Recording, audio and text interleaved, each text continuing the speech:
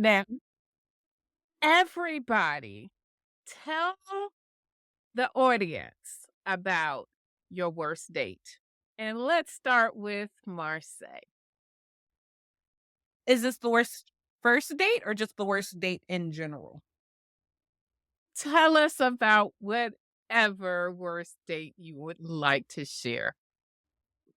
I think I can speak That's in good. general. I definitely have been on a decent amount of dates where the person doesn't ask any questions about me, but I'm asking questions about them. So anything I've been on a lot of dates where the conversation has been one-sided. Those are the worst dates. I cannot stand it, especially because I love asking questions. I'm a very curious person. And if you're not showing me that you're curious about me, I don't want you. I don't want it. And I've been on a lot of dates like that. One and done, it sounds like. Oh yeah. I'm not big on second chances.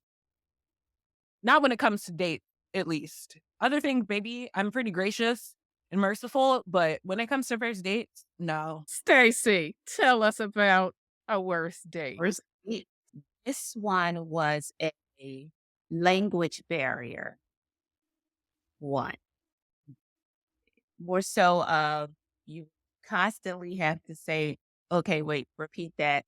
I'm not understanding. That wasn't the worst part. The worst part too was it was a language barrier situation and the conversation was a little one-sided.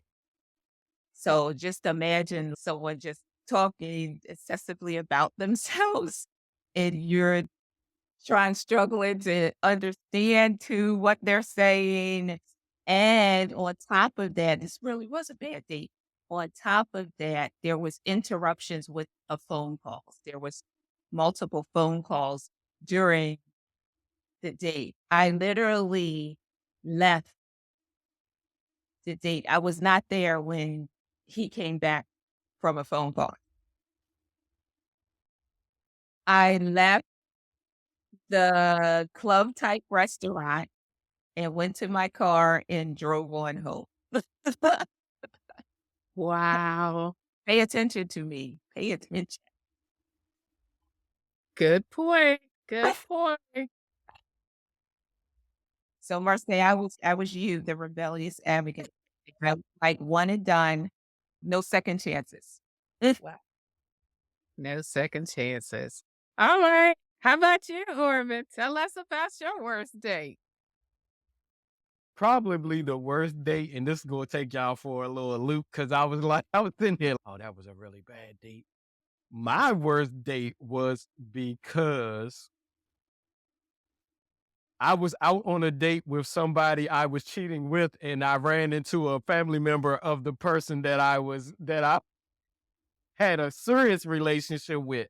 So they saw me and noticed me because of my walk, and they was like, and they called me out, and I was like, oh snap, how am I going to get out of this one?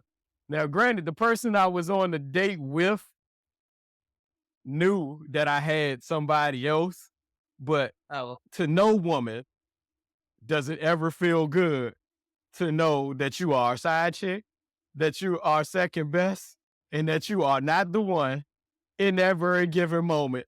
So, needless to say, I continued on with the date, but that was the end of that whole situation, and it did not feel good because the person was crying at the table. So if she ever watched this again, I'm still sorry. Please forgive me. I'm sure she moved on in life, but it is a possibility that because this will be out on the internet, the internets, as old people like to say, is on the internet, that she might come across this. So I'm still sorry, and I still apologize, and please forgive me for my youth and my ignorance at the moment. So that was a real bad day for me.